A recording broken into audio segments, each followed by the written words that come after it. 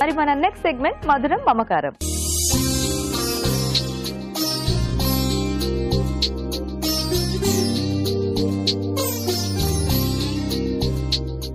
Okay అండి, మరి పిల్లలు ఇద్దరు రెడీగా ఉన్నారు అండ్ అక్కడ మదర్స్ ఇద్దరు కూడా రెడీగా ఉన్నారు కాబట్టి ఇంకా లేట్ చేయకుండా మనం ఫాస్ట్ గా పరిచయం చేసేసుకొని ఇవాళ టేస్టీ వెరైటీస్ చూసేద్దాం. హాయ్. ఏం పేరు నీ పేరు? రుత్విక్. మీ మదర్ ఎవరు? ఏలెట్టుంది? బ్లూ. ఇద్దరు బ్లూయే. డార్క్ బ్లూవా? ఏం పేరు మీ మమ్మీ పేరు? వర్ష. హాయ్ వర్ష గారు. ఏ క్లాస్ చదువుతున్నారు? 5th class. అమ్మ చేసేవన్నీ ఇష్టమేనా రుత్విక్ నీకు? ఏది బాగా ఇష్టం? క్రాప్స్. క్రాప్సా? ఓ, మీరు అవి కూడా వండుతారా చక్కగా?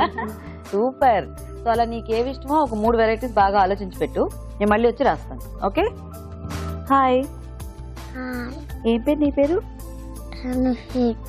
ఏంటి? తనుహిత. తనుశ్రిత్.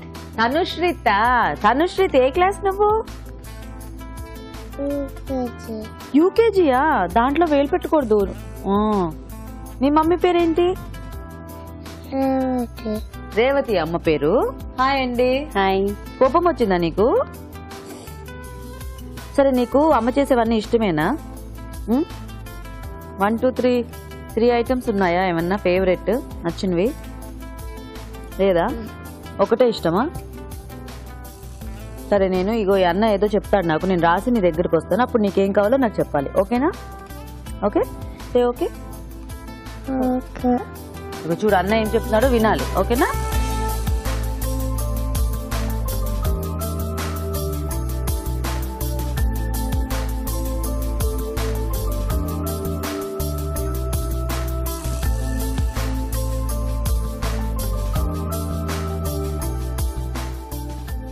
సో వర్ష గారు ఒకటి తీసుకోండి. ఓకే, మళ్ళీ చూద్దాము, అది మీ దగ్గర ఉంచండి.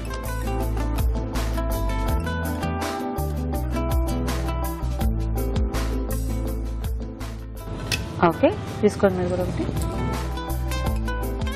ఇప్పుడు ఎవరికేం వచ్చిందో చూద్దాం. సార్ మీరు ఇవ్వండి వర్ష గారు. బీట్రూట్ పూరి. మీ అబ్బాయి పూరి చెప్పాడు, బీట్రూట్ పూరి చెప్పాడు. మరి 2 పూరి, బేసన్ పూరి ఒకటి, బీట్రూట్ పూరి అనుకుంటా.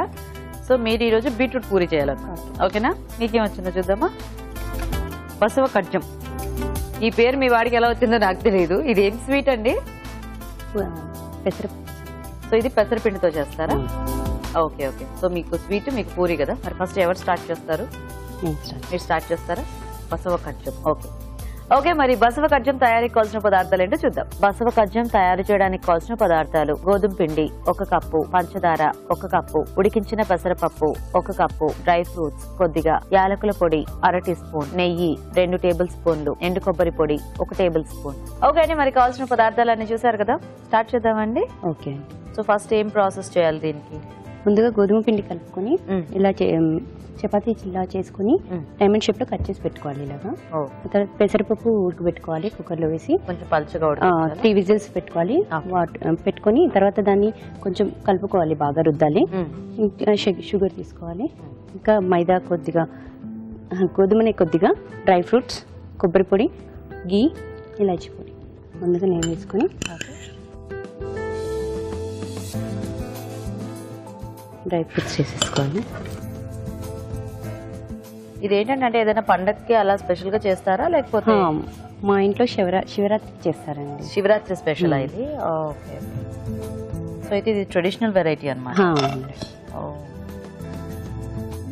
జీడిపప్పు, బాదం, కిస్మిస్, చార్పల్.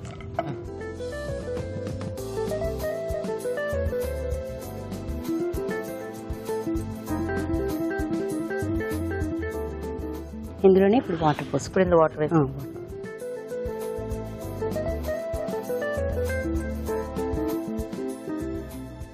ఈ వాటర్ బాగా మరగాలి. మరగాక ఇవి మనం అందులో వేసుకోవాలి. ఓకే. ఇవి వేసుకోక కొద్దిసేపు పెట్టేసాలి, ఉడికించాలి. ఈలోకి ఏమైనా వేరే ప్రాసెస్ ఏమైనా చేసుకోవచ్చా? షుగర్ ఏమైనా కరిగించుకోవటం కానీ? ఏం లేదు, డైరెక్ట్ ఇందులో వేసేయడమే. ఇంకా అన్ని ఈ వాటర్ లో వేసేయడమే. ముందుగా ఇది పెట్టుకున్నాం కదా, రెడీ చేసేసుకున్నాం. Okay okay. సో అయితే ఈ చపాతీ పిండి మనం మామూలుగా పిండి కలుపుకున్నట్టు పిండి కలిపేసుకోవాలి, కొంచెం సాల్ట్ కొద్దిగా సాల్ట్ వేసుకొని కలుపుకోవాలి. తర్వాత చపాతీలా చేసేసుకొని డైమండ్ షేప్ లో కట్ చేసుకోవాలి. ఓకే. సో బౌల్లోంచి ప్లేట్ లో వేసేసుకున్నారా? సో ఇలా అయితే మనకు ఒకదానికి ఒకటి అంటుకోకుండా ఉంటాయి. ఇప్పుడు వాటర్ లో వేసేసుకోవాలి. ఇప్పుడు కొద్దిగా గీ వేసుకోవాలి ఇందులో, అవి అంటుకోకుండా ఉండడానికి, విడివిడిగా ఉండడానికి కొద్దిగా గీ వేసుకుంటే. ఎలాగో మనం ఆల్రెడీ పాన్ లో గీ ఉంది కదా, మళ్ళీ కొద్దిగా. సో ఇప్పుడు ఇవి మరి ఉడకాలా? పెట్టండి. ఇది కొద్దిగా ఉడకాలి. ఇది ఉడికిన తర్వాత ఇంకా వేసేసుకోవాలి. ఓకే. అంటే మరి ఇలా ఉడికేటప్పుడు మెత్తగా అట్లా అయిపోవా? మరి కొద్దిగా మెత్తగా అవుతుంది, సాఫ్ట్ గా ఉంటుంది, బాగుంటుంది. Okay okay. అయితే చపాతీ మరి పల్చగా చేసుకోకూడదేమో? చేసుకోవద్దు, కొద్దిగా లావుగా, కొంచెం మందంగా ఉంటే బెటరా? ఓకే. సో మీ బాబుకి ఎందుకు కోపం వచ్చింది? ఎవరితోనూ మాట్లాడడానికి అలా అడుగుతారు. బలవంతంగా తీసుకొచ్చారా? ఒకటేనా మీకు? చాక్లెట్ ఇస్తారు అని చెప్పాను. చాక్లెట్ ఇస్తారంటే వచ్చాడు. చాక్లెట్ ఇవ్వకుండా ఇష్టం వచ్చిన కబుర్లు అడుగుతుంటే ఎందుకు చెప్తాడు? చాక్లెట్ ఇస్తాను నీకు, ఓకేనా? ఇదిగో ఈ స్వీట్ అయిపోగానే నువ్వు తినేసావనుకో. చూడు తనుశ్రీ చూడు, మీ మమ్మ వెళ్ళిపోతుంది. ఒకటేనండి బాబు మీకు? ఇద్దరు. ఇంకో చిన్న బాబు పెద్ద బాబు? పెద్ద బాబు ఉన్నాడు. తను ఏం చదువుతున్నాడు? తను సెకండ్ క్లాస్. తన పేరు ఏంటి? కార్తికేయ. తనకి ఇలాగే సిగ్గా లేదు? మీరేమైనా వర్క్ చేస్తూ ఉంటారా లేకపోతే ఇంట్లో అయినా? వర్క్ చేస్తాను. ఏం చేస్తున్నారు? బ్యూటీషియనా? ఓ నైస్. పార్లర్ ఉందా? ఉందండి. ఓ సూపర్. మీ ఇద్దరికి పరిచయం ఉందా ఇంటికి? ఉందండి. ఎలా అంటే ఫ్రెండ్సా లేకపోతే చుట్టాలా? ఫ్రెండ్సేనా? ఓ నైస్. అప్పటి వరకు ఇది కొద్దిగా కలుపుకుంటూ ఉండాలి. మెత్తగా ఇది ఉడకబెడతాం కదా, ఉడకబెట్టాక కొద్దిగా కలుపుకుంటే లూజ్ అవుతుంది, కొంచెం మెత్తగా చేసేసుకోవాలా. మనం వేస్తే మళ్ళీ అందులో కరిగిపోవాలి కదా, లేకపోతే కలుపుకుంటే ఉండలు కడుతుంది.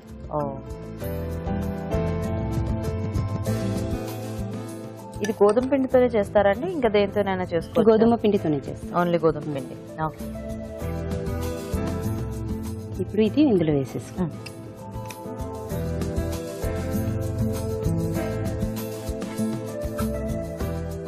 సో ఇది మనకి స్వీట్ ఎలా కొంచెం లూజ్ గా ఉంటుందా లేకపోతే దగ్గరకు వచ్చేసి? లూజ్ గా ఉంటుంది, పాయసం లాగా. ఓకే ఓకేనండి. దగ్గరకు వచ్చింది కదా? దగ్గరకు వచ్చింది. ఇప్పుడు షుగర్ వేస్ట్.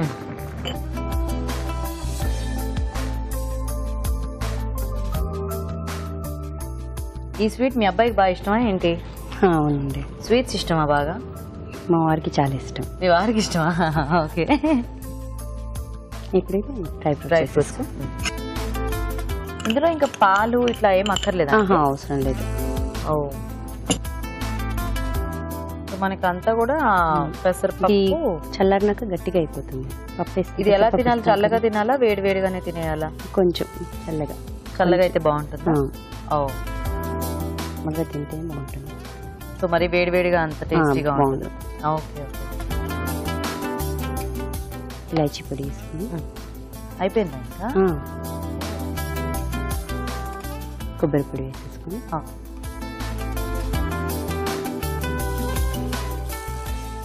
ఇది కొంచెం దగ్గరికి అయ్యాక అప్పుడు తీసుకుందాం. ఓకే.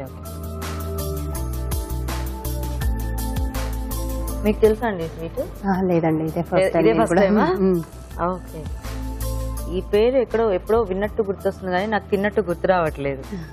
ఇలాగే ఎవరో పార్టిసిపెంట్స్ చేశారు, మరి ఐ డోంట్ నో. ఇది మాకు కూడా మమ్మీ వాళ్ళ సైడ్ కూడా ఎవరికి తెలియదు. మా అత్తయ్య గారు నేర్పించారు నాకు. మీ అత్తయ్య గారు మీకు నేర్పిస్తే మీరు మిగతా వాళ్ళకి నేర్పిస్తున్నారా? మా అత్తయ్య కూడా వాళ్ళ అత్తయ్య చెప్పిందండి. మా ఫ్యామిలీలో అలా వచ్చింది. ఆవిడకి వాళ్ళ అత్తయ్య చెప్పు ఉంటారు.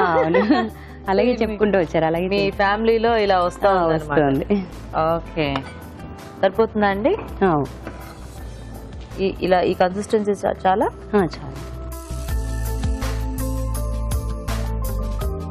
సో యూజువల్ గా పాల తాలికలు అట్లా చేసుకుంటూ ఉంటాం కదా. ఇది పెసరపప్పు అండ్ గోధుమ పిండి కాంబినేషన్ అన్నమాట. అదేమో మనకి బియ్య పిండిలా ఉంటుంది. బియ్య పిండి గోధుమ పిండి కూడా వాడతారు. అదే తాలికలు డిఫరెంట్ గా ఉంటాయి కదా. వినాయక చవితి.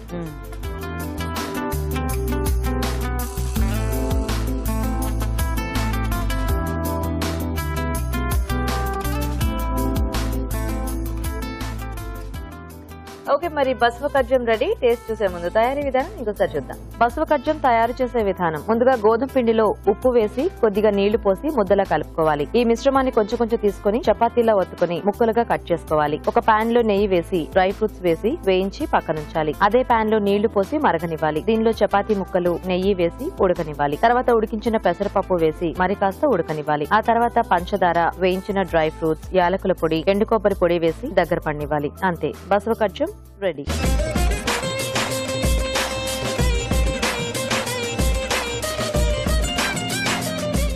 బసవ ఖర్జం తయారీ విధానం చూసారు కదా. రాజు గారు మంచి డ్రై ఫ్రూట్స్ అవి వేసి బాగా చేశారు. ఫస్ట్ పిల్లలకి ఇచ్చేద్దాం. ఇదిగో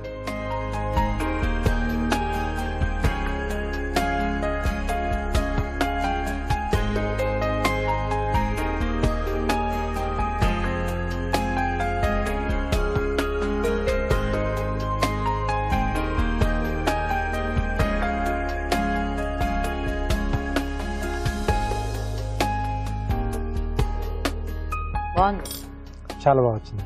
నచ్చిందా నీకు స్వీట్? అలా అంటే తెలీదు, చెప్పాలి. బాగుంది, నచ్చిందా? Very good. నీకు బాగుందా? ఆయన మాట్లాడు, ఆయన సైకిల్తోనే మనం అర్థం చేసుకోవాలి. బాగుందండి, టేస్టీగా కూడా బాగుంది, చాలా బాగుంది. సో చూసారు కదండి, మీరు కూడా ట్రై చేయండి. సో శివరాత్రి స్పెషల్ గా చేస్తారంట, కానీ మనము ఎప్పుడు తినాలనుకుంటే అప్పుడు చక్కగా మనం చేసుకొని తినేసేయచ్చు. మరి ఇప్పుడు మీకోసం ఒక మంచి చిట్కా. ఇప్పుడు మీకోసం ఇంకో చిట్కా. మామూలుగా మనం సీజనల్ గా దొరికే యాపిల్, బనానా, జామకాయ ఇలాంటివి ఎక్కువగా తింటూ ఉంటాం, ఇంకా గ్రేప్స్ ఇలాంటివి తింటూ ఉంటాం. కానీ కొన్ని రకాల ఫ్రూట్స్ మాత్రం అంత ఎక్కువగా తీసుకోం.